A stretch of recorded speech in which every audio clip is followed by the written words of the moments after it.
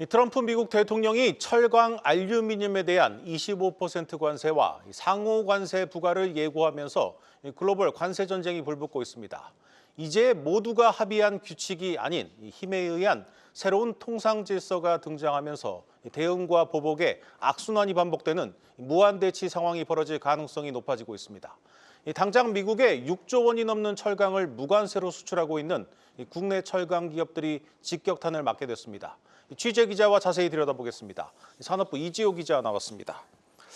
이 기자, 트럼프가 이 개별 품목 가운데는 처음으로 이 철강과 알루미늄을 콕 집었는데 일각에서는 중국 견제다 또 이런 말들도 있는데 어떻게 해석하면 되겠습니까? 사실 꼭 중국 견제다 이렇게만은 해석하기 어려운 부분이 있습니다. 트럼프 대통령은 제조업 재건에 대한 의지가 상당히 강한 것으로 알려지고 있습니다. 이번 조치 역시 중국을 견제한다기보다는 미국 제조업의 부활이라는 큰 그림이 있다는 해석이 더 무게가 실리고 있습니다. 특히 철강은 자동차, 조선, 또 가전 등 제조업의 원재료죠. 산업의 쌀로도 불리는 굉장히 중요한 소재입니다. 자국의 철강업체인 US 스틸 살리기라는 평가도 있습니다. 트럼프 대통령이 US 스틸 인수 관련 질문에 답변을 하는 과정에서 이번 관세 방침이 나왔거든요. 당시 트럼프 대통령은 US 스틸이 미국의 위대한 기업이었지만 나쁜 정부와 경영 때문에 쇠락했다고 언급하면서 이번 관세가 US 스틸을 위한 정책이라는 점을 강조하기도 했습니다. 실제로 싱가포르 소재 금융중개업체인 삭소방크의 차루 차나나 최고 투자 전략가는 2018년 이후 중국은 더 이상 미국의 주요 철강 공급국이 아니라면서 한국 같은 국가가 오히려 이번 조치의 영향이 더 클 수가 있다 이렇게 밝히기도 했습니다.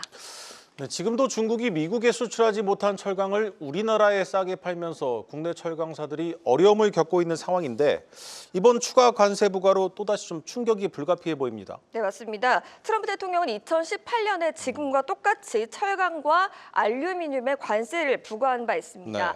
당시 한국은 협상을 통해서 철강 관세를 면제받았습니다. 대신에 연간 수출 물량을 263만 톤으로 제한하는 쿼터제를 받아들이기로 합의했죠.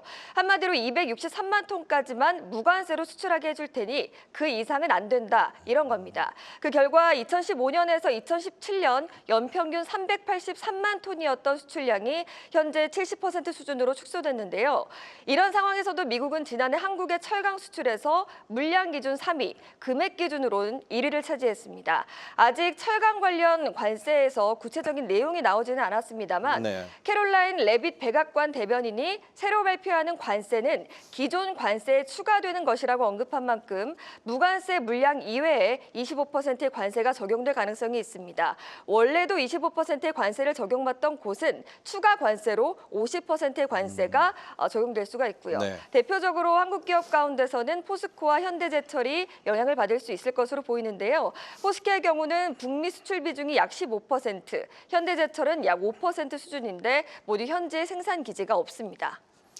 그래도 만약 무관세 쿼터제가 유지가 된다면 국내 철강 기업들은 현재 수출 물량까지는 다른 나라 철강사에 비해서는 좀 가격 경쟁력이 생기는 것 아닙니까? 사실 당장은 그렇다고 볼 수 있지만 장기적으로 꼭 그런 것만은 아니라고 할 수 있겠습니다. 어느 쪽으로든 문제가 생길 수밖에 없기 때문인데요. 한국산을 포함해 관세가 부과된 수입품은 미국산에 비해서 가격 경쟁력이 떨어질 수밖에 없기 때문입니다.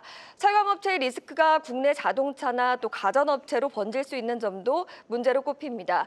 현대차나 기아를 비롯해서 삼성전자나 LG전자 등은 원자재로 들어가는 철강 대부분을 국내 업체에서 조달하고 있습니다.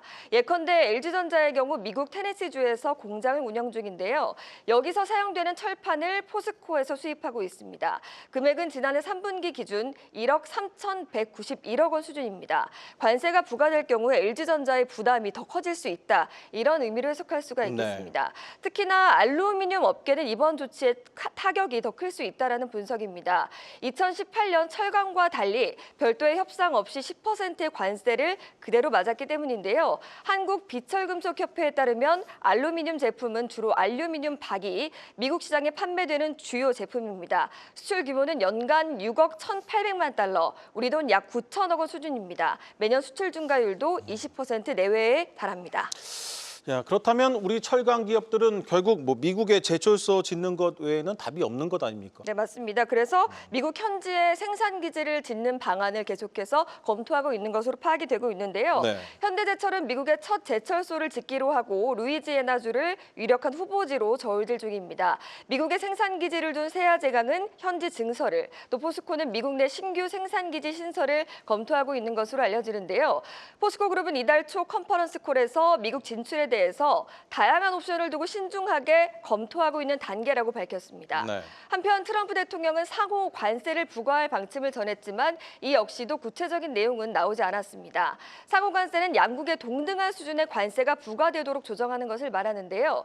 가령 미국 입장에서 무역으로 손해를 본다고 판단되는 국가에는 더 높은 수준의 관세를 부과하려 할 수 있습니다. 지난해 미국은 한국과의 교역에서 역대 최대치인 660억 달러, 약 95조 이상의 적자를 봤습니다. FTA 체결국이지만 무역 수지를 따져서 미국이 상호 관세를 도입할 가능성도 점쳐지고 있습니다. 네, 잘 들었습니다. 산업부 이지호 기자였습니다.